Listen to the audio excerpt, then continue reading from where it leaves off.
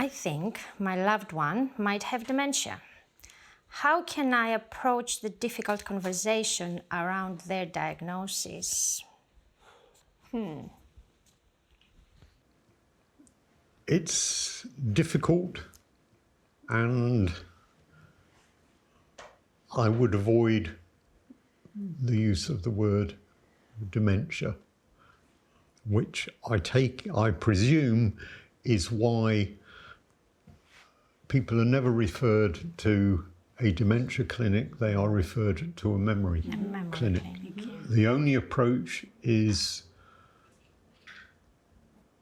to suggest that they seem to be having a bit of a problem with memory, and there might be people who can help.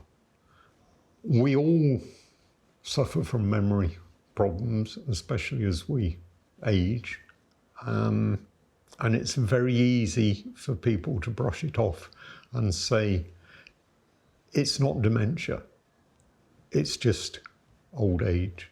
But at some stage you have to gently suggest that maybe somebody can help. What did you say? I didn't actually have to deal with it with Tricia, in as much as there are two of us involved in Tricia's care. Our nephew, Stephen, was helping Tricia deal with some administrative stuff, and it struck him that there really was something else going on. I guess the first part of the question, I think my loved one might have dementia. So my first advice would be trying to get to see the GP, because any diagnosis will come. Typically, I think it may vary a little bit nationwide, but typically once you get to the GP, and hopefully going to the GP isn't so anxiety provoking. It might be for some, of course, but going to the GP in the first instance, and then the GP could suggest, the GPs will often do a brief test, but the GP can then suggest referral to a memory clinic, as you've said, where a formal diagnosis can be made after a very, very thorough assessment. So hopefully a person will be okay with going to the GP. Getting to a memory clinic, again, it might bring up a huge amount of anxiety. Some people don't mind at all, and some people are very resistant to that because it's very anxiety provoking.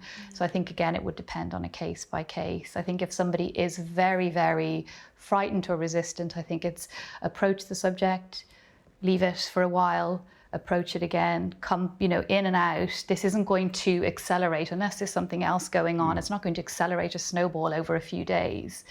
Depending, again, like I said, on other health conditions. So try to get to the GP. And that's separate from you or the carer having to convince the person of needing to go to a memory clinic. Often, if it's a GP who'll suggest it, people can be a bit more willing to accommodate a professional.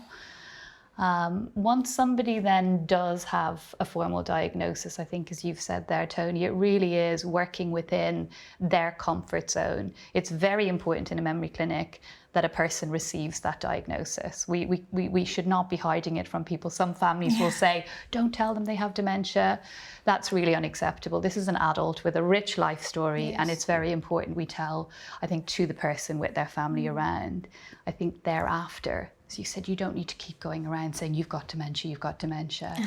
What I often discuss with the families and the person themselves is, if they do get that diagnosis, they do have better access to services and maybe funding for their care. And learning information. Once you get the diagnosis, you can then understand. Before, it can be, my relative is annoying me or doing this on purpose.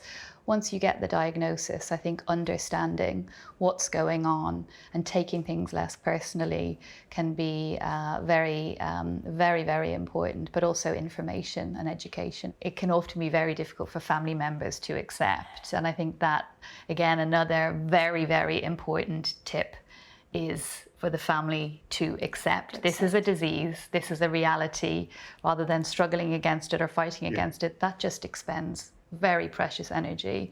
Accepting it doesn't mean we like it, but it's accepting the reality as it is. And rather than pushing against what dementia brings, we accept it and again shift our focus. What can I control?